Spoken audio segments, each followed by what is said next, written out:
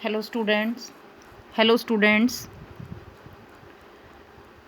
बेटा आज हम अपनी क्षितिज की काव्यखंड की दूसरी कविता करेंगे। पिछली वीडियो में हमने कविता 1 की थी, कबीर की साखियाँ और शब्द, और आज हम अपनी दूसरी कविता करेंगे, वाक।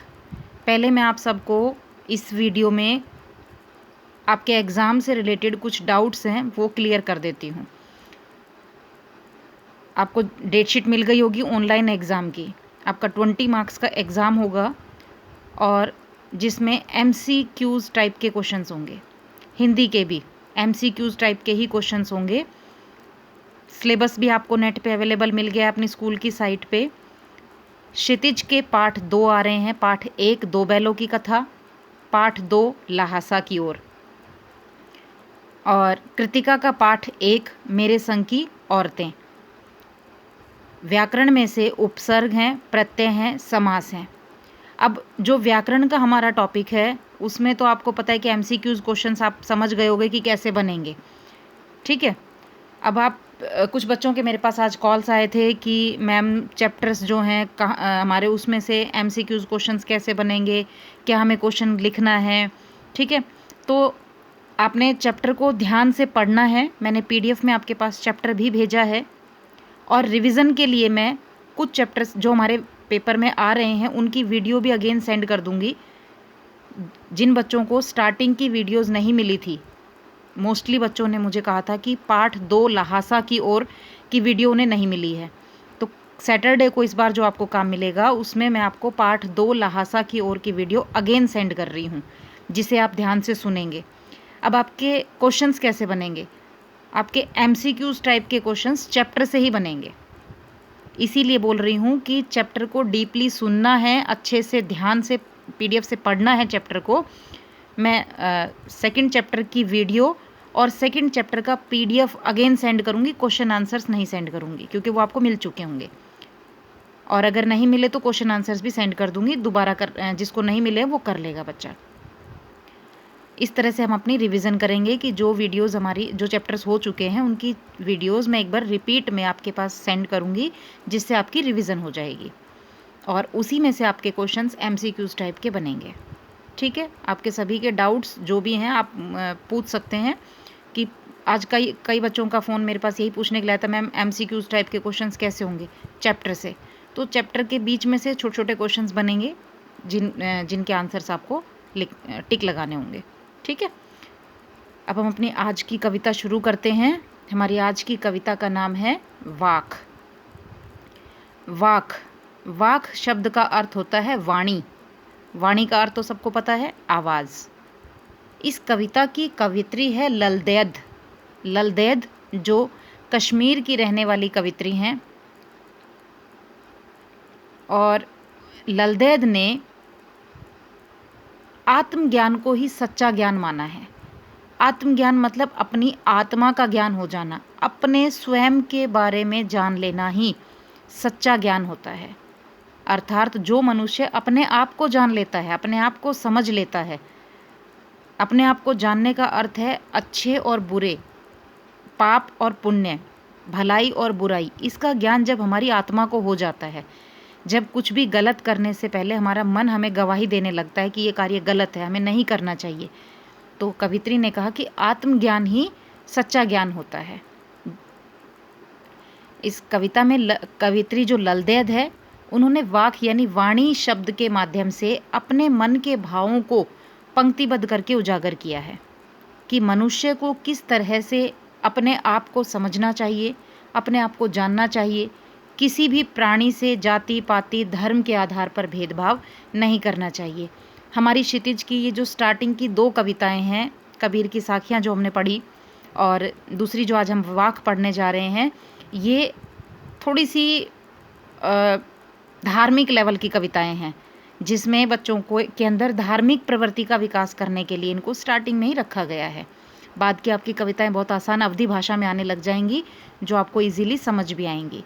इन कविताओं का गूढ़ भावार्थ है, यानी बहुत गहरा भावार्थ है दोनों कविताओं का। बच्चों में धार्मिक भावना का विकास करना, आध्यात्मिकता का विकास करना, यही इन कविताओं का उद्देश्य है, इसलिए आपके सिलेबस में रखी गई हैं। इस कविता में भी कवित्री ने वाणी के माध्यम से कुछ पंक्तियाँ हमारे सामने रखी हैं। मैं आपके सामने पंक्तियाँ पढ़ रही हूँ और उसकी व्याख्या करूँगी। ठीक है, ध्यान से सुननी है सबको। रस्सी कच्चे धागे की खींच रही मैं नाव, जाने कब सुन मेरी पुकार, करे देव भव सागर पार। पानी टपके कच्चे सकोरे, व्यर्थ प्रयास हो रहे मेरे, जी में उठती रह रह हूक, घर जाने की चाह है घेरे। इसमें पहले मैं आपको शब्दार्थ क्लियर कर देती हूँ। रस्सी कच्चे धागे की, यहाँ कवित्री ने अपनी सांसों को कच्चे धागे की डोरी कहा है। मनुष्य की जो श्वास है, सांसें हैं, उसे कवित्री ने कच्चे धागे की डोरी के समान माना है। खींच रही मैं नाव, नाव को उसने अपना शरीर माना है कि वो अपनी सांसों की कच्ची डोरी से किसको खींच रही है? शरीर रूपी नाव को खींच रही है। जाने कब सुन मेरी पुकार, पुकार मतलब प्रार्थना। करे देव भव सागर पार, देव मतलब ईश्वर, भव सागर मतलब इस संसार से।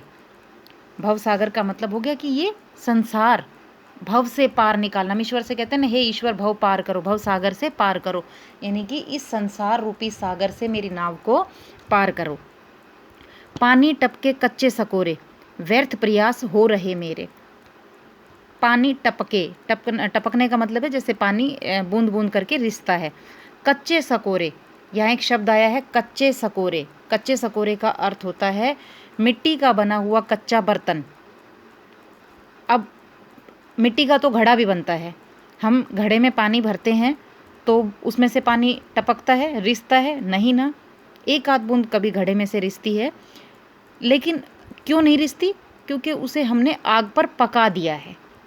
और कच्चा सकोरा है मिट्टी का कच्चा बर्तन, यानी कि जब घड़े को बनाया जाता है तो वो मिट्टी का होता है कच्चा। यदि उसे आग पर पकाया ना जाए और गीले घड़े में ही पानी भर दिया जाए तो मिट्टी है, गीली होकर क्या हो जाएगी? बह जाएगी।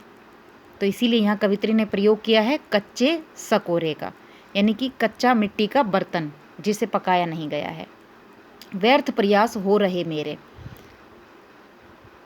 व्यर्थ मतलब बेकार, प्रयास मतलब कोशिशें। अब जब मैं व्याख्या कराऊंगी तब इस लाइन का अर्थ आपको समझ आएगा। जी में उठती रह रह हूक, जी में मतलब मन में, हृदय में, रह रह मतलब रुक रुक कर, हूक का मतलब है चीख, पीड़ा, वेदना।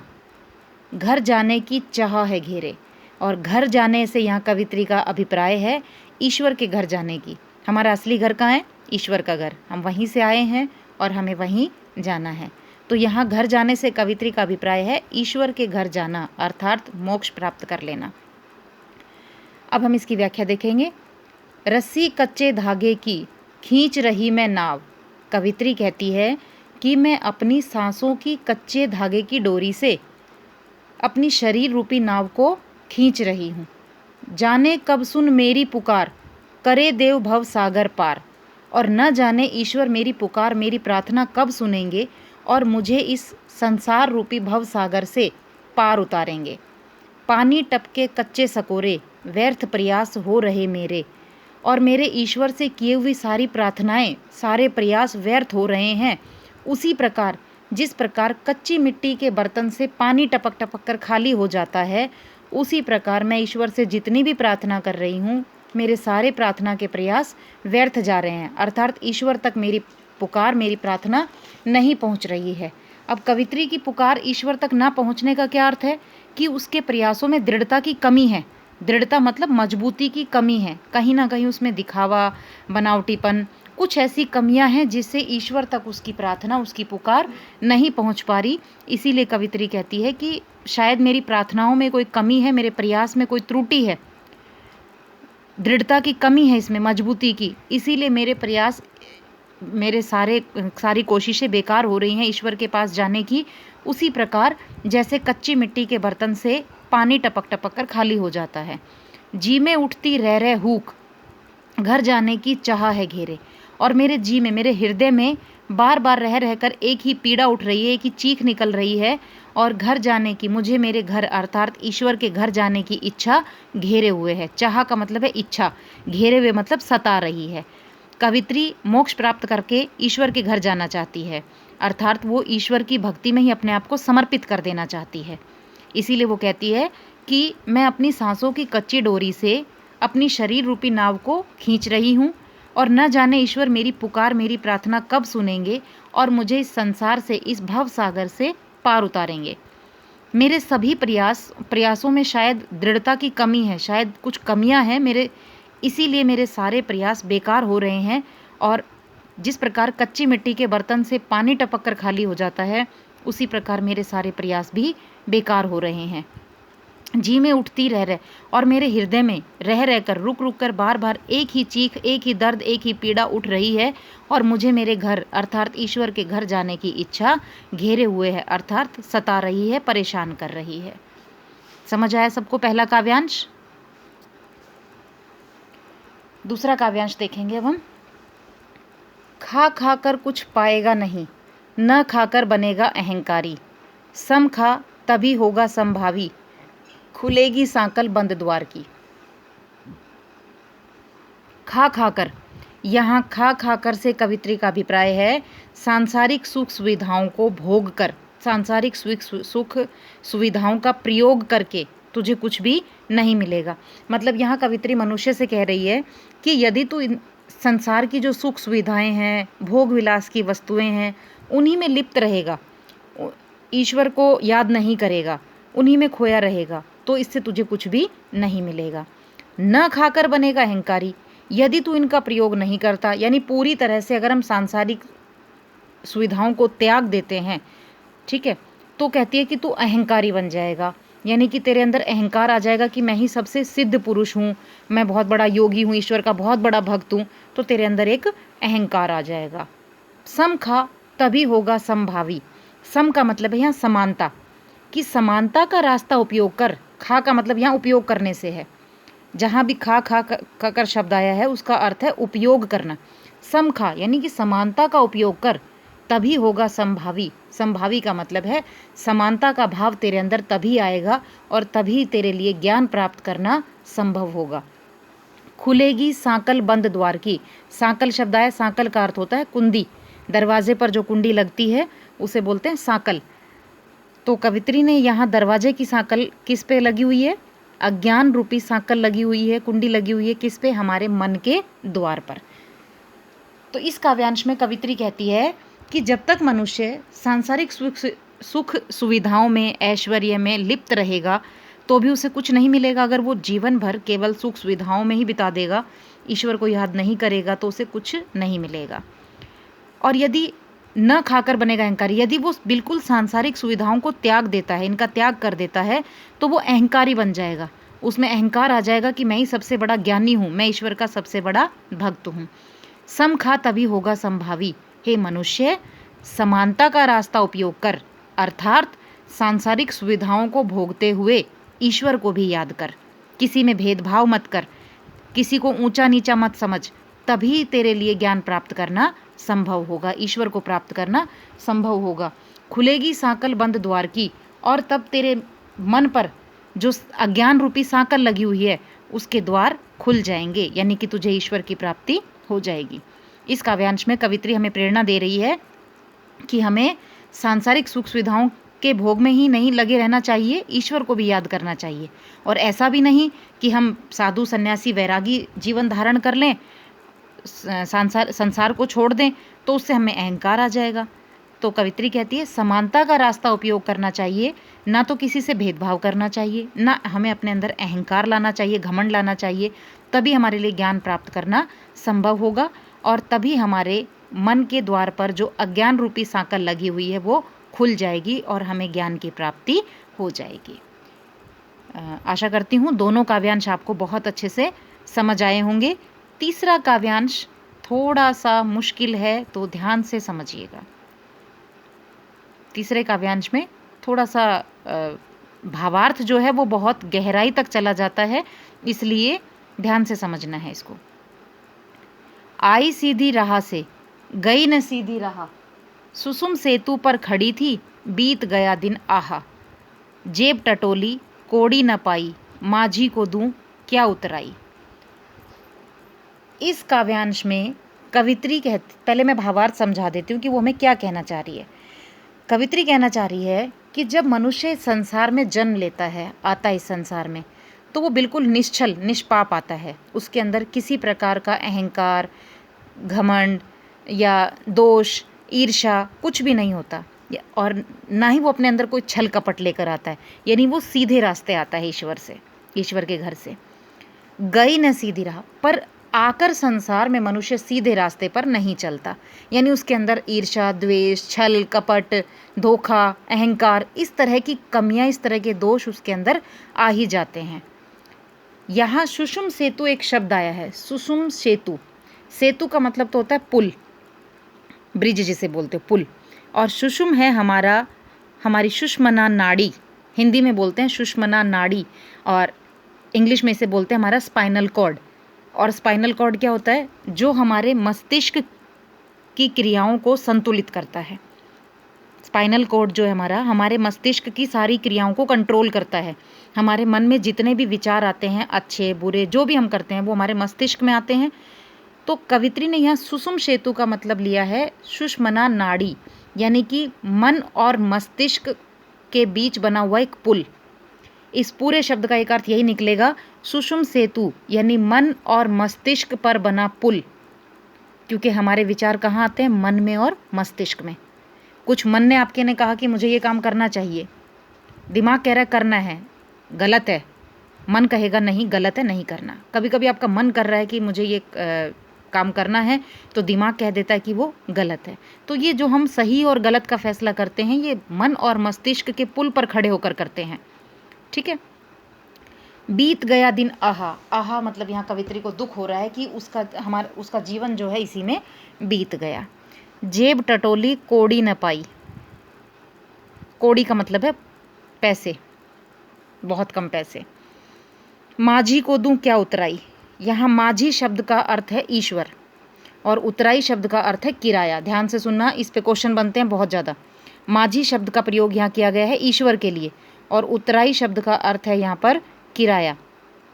अब मैंने स्टार्टिंग में बताया था कि कवित्री ने अपने शरीर को नाव कहा है और इस संसार को एक सागर माना है, कि इस सागर से हमें पार कौन उतारता है? हमारी नाव को चलाता कौन है? ईश्वर। ठीक है, कि हम भव सागर से पार उतर जाएं, हमें अपनी मंजिल तक पहुंचाने का कार्य कौन करता है? ईश्वर करता है।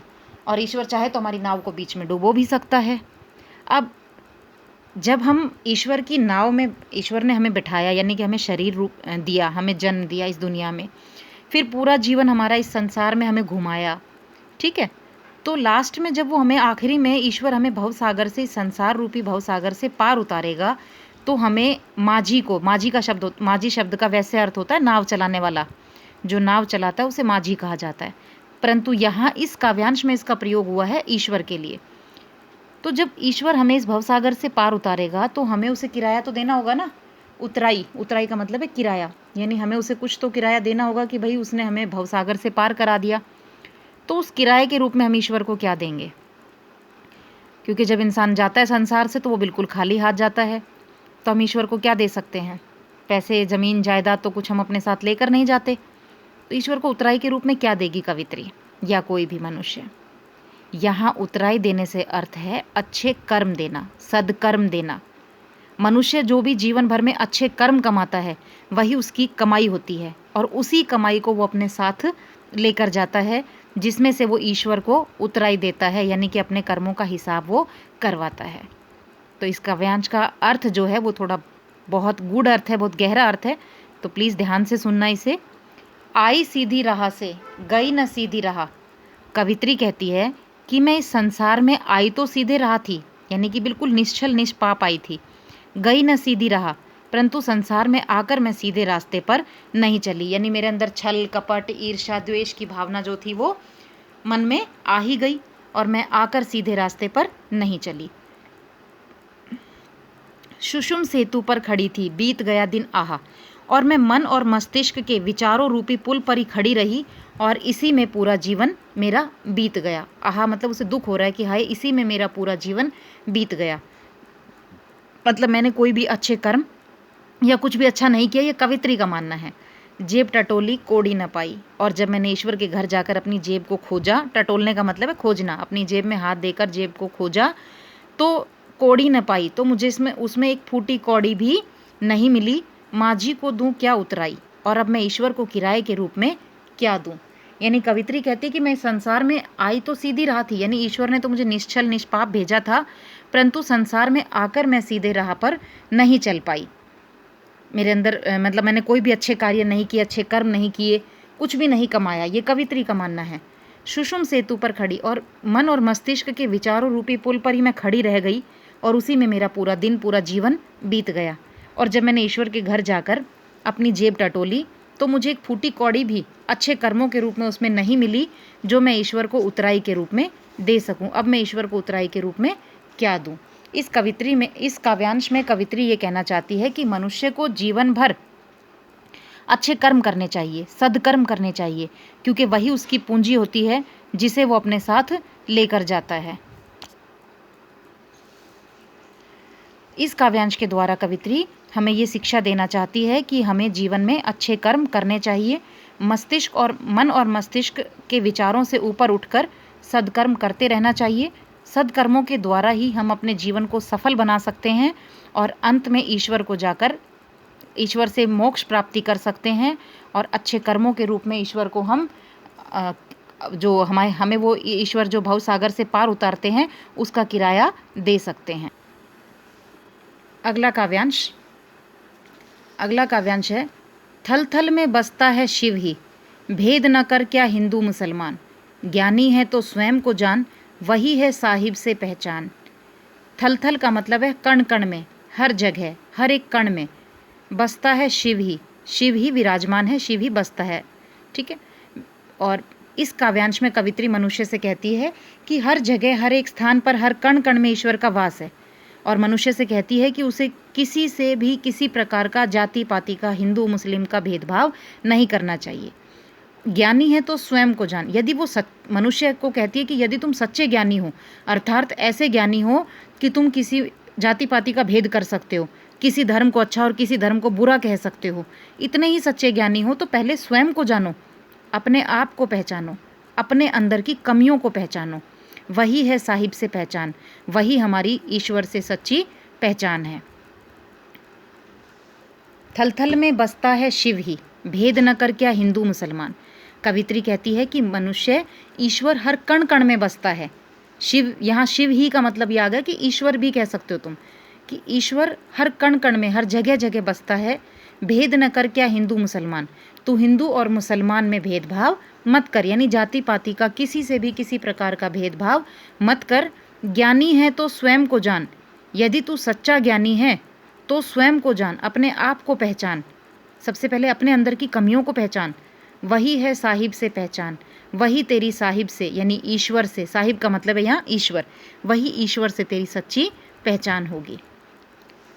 कवित्री कहती है कि मनुष्य, ईश्वर तो संसार के हर कण कण में बसता है, और तू हिंदू मुसलमान जाति पाति किसी प्रकार का कोई भेदभाव मत कर। ज्ञानी है तो स्वयं को जान, यदि तू सच्चा ज्ञानी है तो पहले स्वयं को पहचान। जब तू अपने आप को पहचान जाएगा, आत्मज्ञान तुझे हो जाएगा, वही तेरी साहिब से अर्थात ईश्वर से पहचान है, वही तेरी ईश्वर से पहचान हो जाएगी, तुझे ईश्वर की प्राप्ति हो जाएगी। चारों काव्यांश अच्छे से समझ आए? मैं एक बार चारों काव्यांश फिर से रिपीट कर रही हूँ, सिर्फ हिंदी। रस्सी कच्चे धागे की, कवित्री कहती है कि पहले काव्यांश में, मैं सिर्फ व्याख्या बोलूँगी बेटा, काव्य पंक्तियाँ नहीं पढ़ूंगी, कि मैं अपनी सांसों की कच्ची डोरी से अपनी जीवन रूपी नाव को खींच रही हूँ, न जाने ईश्वर मेरी पुकार कब सुनेंगे और मुझे संसार से पार उतारेंगे। और जिस प्रकार कच्ची मिट्टी के बर्तन से पानी टपक कर खाली हो जाता है, उसी प्रकार मेरे ईश्वर से की हुई सारी प्रार्थनाएं, सारे प्रयास व्यर्थ हो रहे हैं। मेरे जी में, मेरे हृदय में रह रहकर एक ही पीड़ा उठ रही है और मुझे मेरे घर जाने की इच्छा सता रही है।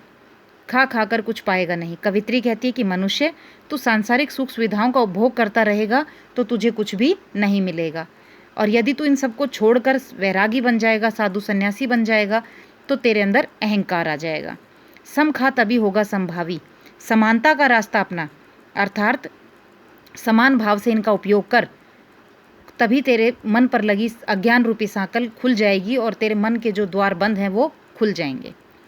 आई सीधी राह से, कवित्री कहती है कि संसार में मैं आई तो सीधी राह थी, मतलब निश्चल निष्पाप मेरे अंदर कोई ईर्ष्या द्वेष नहीं था, परंतु मैं संसार में आकर सीधी राह पर नहीं चली। मन और मस्तिष्क के विचारों रूपी पुल पर ही मैं खड़ी रही और इसी में मेरा पूरा जीवन बीत गया। जेब टटोली कोड़ी न पाई, और जब मैंने अपनी जेब को खोजा तो मुझे अच्छे कर्मों के रूप में, सदकर्मों के रूप में एक फूटी कौड़ी भी नहीं मिली, और मैं ईश्वर को क्या उतराई दूं। थल थल में बसता है शिव ही, मनुष्य ईश्वर हर कण कण में बसता है। तू हिंदू और मुसलमान में भेदभाव मत कर, यदि तू सच्चा ज्ञानी है तो स्वयं को पहचान, वही तेरी ईश्वर से सच्ची पहचान है। अब मैं इसके प्रश्न उत्तर आप लोगों को समझा देती हूँ, और फिर से एक बार रिमाइंडर दे रही हूँ कि मैं आपके पास PDF में व्याख्या भेजती हूँ सिर्फ आपके पढ़ने के लिए। वो आपको कॉपी में नहीं लिखनी, कॉपी में आपको केवल प्रश्नोत्तर और शब्दार्थ लिखने हैं। कॉपी में सिर्फ आपको प्रश्नोत्तर लिखने हैं और शब्दार्थ लिखने हैं। प्रश्नोत्तर वही करने होंगे जो पेज पर टिक लगे हैं, जिनको क्रॉस करा है मैंने वो नहीं लिखने, ये मैं आपको हर वीडियो में बोलती हूँ। और शब्दार्थ जितने हैं इसके वो सारे करने हैं, ठीक है। और व्याख्या नहीं लिखनी। रस्सी यहाँ किसके लिए प्रयुक्त हुआ है और वह कैसी है, पहला प्रश्न है। तो रस्सी यहाँ कवित्री ने अपनी सांसों के लिए प्रयुक्त किया है, प्रयुक्त का मतलब प्रयोग हुआ है, और वह कैसी है, वह कमज़ोर है, कच्ची रस्सी है। और कवित्री की क्या, सभी की सांसों की डोर जो है, सांसों की रस्सी जो है वो कच्ची होती है, वो कब टूट जाए किस प्रकार वो कोई भी नहीं जानता। दूसरा प्रश्न है, कवित्री द्वारा मुक्ति के लिए किए जाने वाले प्रयास व्यर्थ क्यों हो रहे हैं। तो कवित्री द्वारा मुक्ति के लिए किए जाने वाले प्रयास व्यर्थ इसलिए हो रहे हैं क्योंकि उनमें दृढ़ता की कमी है, उनमें मजबूती नहीं है भी, कहीं ना कहीं उसके प्रयासों में कमी है, जिसके कारण उसके सारे प्रयास व्यर्थ हो रहे हैं। कवित्री का घर जाने की चाह से क्या तात्पर्य है। कवित्री का घर जाने की चाह से तात्पर्य है ईश्वर के घर जाना। कवित्री ईश्वर के घर जाना चाहती है, अर्थात मोक्ष प्राप्ति चाहती है, इसीलिए वो घर जाने की चाह से उसका यही तात्पर्य है। अगला प्रश्न है, भाव स्पष्ट कीजिए। कुछ पंक्तियां दी गई हैं और उनका कवित्री ने भाव स्पष्ट करने के लिए कहा है। जेब टटोली कोड़ी न पाई, इस पंक्ति का भाव यह है कि जब कवित्री ने ईश्वर के घर जाकर अपनी जेब को देखा तो उसे उसमें एक फूटी कौड़ी भी सदकर्मों के रूप में नहीं मिली, जो वो ईश्वर को उतराई के रूप में, किराए के रूप में दे सके। दूसरा है, खा खाकर कुछ पाएगा नहीं, न खाकर बनेगा अहंकारी, यानी कि मनुष्य तू सांसारिक सुविधाओं का उपभोग करके, उपयोग करके कुछ नहीं पाएगा, और यदि तू इन्हें छोड़ देगा, पूरी तरह से इनका त्याग कर देगा, तो तू अहंकारी बन जाएगा। अगला प्रश्न है, बंद द्वार की साकल खोलने के लिए ललदैद ने क्या उपाय सुझाया है। तो बंद द्वार की साकल खोलने के लिए ललदैद ने कहा है कि हमें पहले आत्मज्ञान प्राप्त करना होगा, हमें हिंदू मुस्लिम भेदभाव को समाप्त करना होगा, हमें जाति पाति ऊंच नीच किसी प्रकार का कोई भेदभाव नहीं करना है, समानता का रास्ता अपनाना है। जब हम समानता का रास्ता अपनाएंगे तभी हमारे मन के द्वार की जो सांकल है, जो कुंडी है, वो खुल जाएगी। अगला प्रश्न है, ईश्वर प्राप्ति के लिए बहुत से साधक हठ योगी जैसी कठिन साधना भी करते हैं, लेकिन उससे भी लक्ष्य प्राप्ति नहीं होती। यह भाव किन पंक्तियों में प्रयुक्त हुआ है। यह भाव हमारी उन पंक्तियों में प्रयुक्त हुआ है, सुषुम सेतु पर खड़ी थी, बीत गया दिन आहा, जेब टटोली कोड़ी न पाई, माझी को दूं क्या उतराई। आपने इन्हीं पंक्तियों में भाव ये स्पष्ट हो रहा है। अगला प्रश्न है, ज्ञानी से कवित्री का क्या अभिप्राय है। ज्ञानी से कवित्री का अभिप्राय है जो मनुष्य स्वयं को जानता है, जो अपने आप को पहचान जाता है, स्वयं की पहचान कर लेता है, किसी मनुष्य से किसी प्रकार की ईर्ष्या द्वेष या ऊंच नीच का भेदभाव नहीं करता, वही सच्चा ज्ञानी कहलाता है। तो बच्चों, हमने कविता पढ़ी, कविता के प्रश्नोत्तर भी समझे हैं। आशा करती हूँ कि आपको कविता बहुत अच्छे से समझ में आई होगी। PDF में मैं आपके पास इस कविता की व्याख्या भेजूंगी। व्याख्या को आपने पढ़ना है, प्रश्न उत्तर लिखने हैं, शब्दार्थ लिखने हैं। और ल्हासा की ओर क्षितिज का पाठ 2, क्षितिज के 2 पाठ आ रहे हैं, 2 बैलों की कथा और ल्हासा की ओर। तो पाठ 2 जो है ल्हासा की ओर, उसकी वीडियो मैं आपको रिपीट कर रही हूँ, ताकि आप, कुछ बच्चों को वीडियो नहीं मिली थी, उन्हें वो वीडियो भी सुन सकें, देख सकें और चैप्टर को अच्छे से समझ सकें, क्योंकि ये आपके पेपर में आ रहा है। धन्यवाद बच्चों।